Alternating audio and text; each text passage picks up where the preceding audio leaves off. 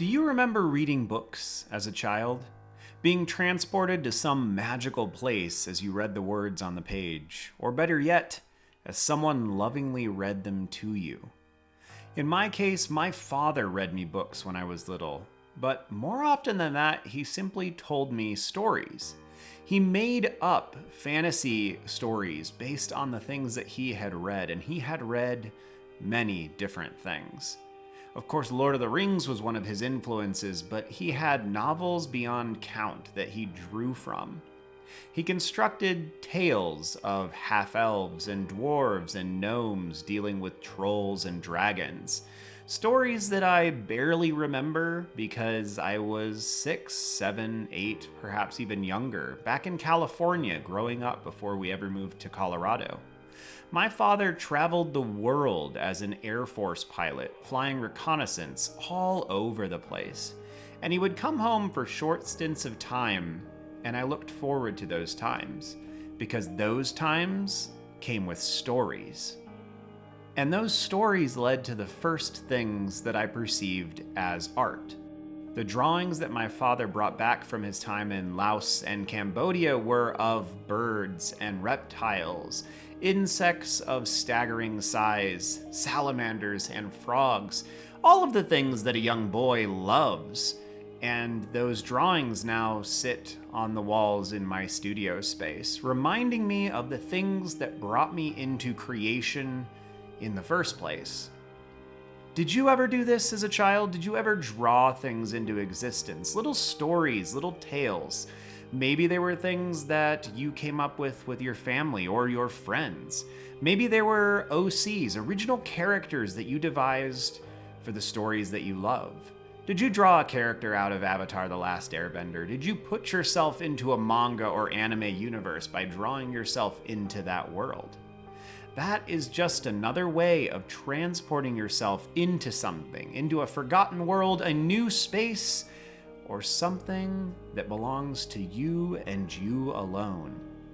What a wonderful thing to be transported into the ethereal, to take yourself into the stars, to bring those that you love along with you. Many of us did this, and the thing is, we still can. Art has the ability to transport you. Isn't that why we love reading, why we love watching anime, reading manga, watching Netflix adaptations of things, or drawing in the first place? We love being transported to things that don't exist, that perhaps couldn't exist. This is what video games did for me in large part, and maybe still do to a lesser extent. I have had the opportunity to be many things in many worlds through the video games that I have played. Now, as an older person, as an older man, I look back and the ones that really stick with me are the books, the stories, the long, drawn-out stories. I love The Lord of the Rings, being able to dive into Tolkien's work, but then go beyond it, into the appendices, into the Silmarillion, into the things that lie beyond, into the letters that he sent. The breadth and width of that world is spectacular, and I love it. Welcome to the Sketchbook session. Today you have been transported here with me. My name is Zach, and if you are enjoying these manner of sessions, please consider subscribing. However, today we are looking back at Inktober, now several months beyond when it came into fruition, but the drawings still continue to flow out of me. In this one, we see some combat, something we haven't seen a lot of in these sketchbook sessions and in these drawings. This is Andora. She has managed to fabricate something using her staff, her trusty staff, and she is removing, which is the prompt, remove, a tentacle from this cthulhu lovecraftian foe that she encountered in one of the last sessions. I love things with tentacles. Not to be weird, I love cephalopods, squid, cuttlefish, nautiloids, and of course, octopi. They are just fascinating things that don't seem like they belong here on our planet. There's some speculation or even scientific evidence that suggests that they have brains throughout their bodies, brains in their tentacles. Some scientists and people who are science-y think that there's a possibility that they, along with fungi, may have actually come on a comet or an asteroid. I don't know that I can say a whole lot to that end because that's a little outrageous, but it does create an image in my mind. This concept, this idea that they are different from us. And I think that's why tentacles show up in a lot of otherworldly, Lovecraftian, eldritch type of things, because they are so foreign to us. Our existence is really wrought by our fingers and our hands, our feet, the fact that we're bipedal, the fact that we have two eyes. All it takes to make something a little bit unnerving and strange is to multiply those numbers or subtract them. Things that have multiple limbs, multiple eyes, different sensory organs, or seem not to have some of those capacities and functions are strange to us. And so, when I was putting these scenes together, putting Andora in these underground caverns where she is running into primordial creatures, the first creations of the gods, well, of course they have to have tentacles. And of course they have to have eyes all over the place, because that is just so foreign to us as humans. And so we are transported into these worlds that we cannot hope to inhabit, for they don't exist and likely never will. And that's the beautiful thing about art. It brings us into these places that we could never hope to visit, and yet, here we are. Welcome. Now, perhaps an odd ancillary component to this is that not only does art transport you to things, but it can transport you away from things. Art can be an escape, either from the good or the ill. Very often in my teaching career, I ran into students who used art as a means of escaping from things that were less than savory in their lives. Now, in most cases, this was simply they didn't get enough attention at home. They had young siblings that drew more attention from their parents than they would have liked, or sometimes it was darker things.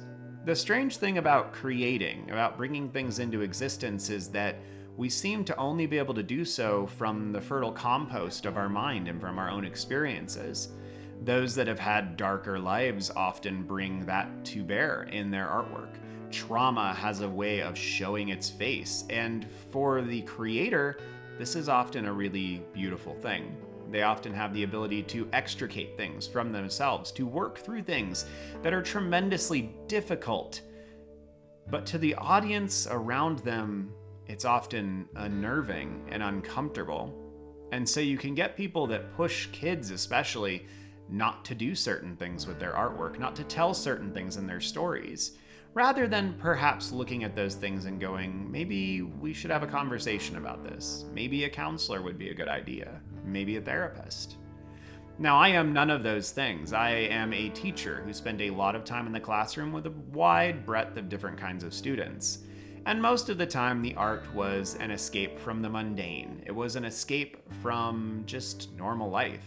An excuse to draw things that could never occur. And I've often said something similar when it comes to why I read science fiction and fantasy primarily. My response has always been, well, if I could experience that thing in reality, I would just go do that. So why would I read nonfiction? Now, again, that was my arrogance as a youth. And now in my older age, I do know that there is a benefit to be gained from reading and exposing yourself to nonfiction, to what actually happened, to what is a part of our shared history as human beings.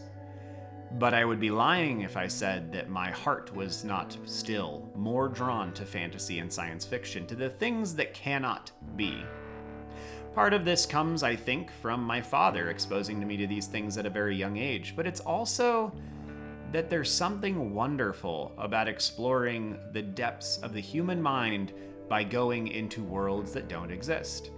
What you can talk about in a fantasy or science fiction novel or in a fantasy or science fiction game, those things are different. They are more extreme. You can pull apart socio-economic and political constructs in an artificial environment and start to manipulate them and understand them perhaps more fully, detached from our own human emotions as they are regulated in our own real life. This is something that we see with the racism between the elves and the dwarves in Tolkien's work. A racism that truly, if you go back far enough into the Silmarillion, has basis in some factual events, some things, and a misunderstanding that happened long, long ago with something that the dwarves crafted and they felt like the elves pulled away from them. and the elves felt like they had proper ownership. This extends, of course, into the confrontations we see between Gimli and Legolas.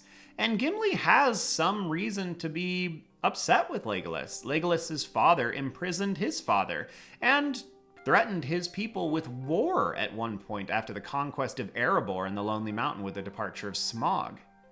So, what do we glean from this then? We see that Gimli, as a proxy for the dwarven people, manages to create and craft and maintain a friendship with the most unlikely of people, an elf. And not just a normal elf, an elvish princeling, as he refers to him in the movies. And this was a hard thing for both of them to develop. They both had their prejudices, and yet, over time, they overcome them.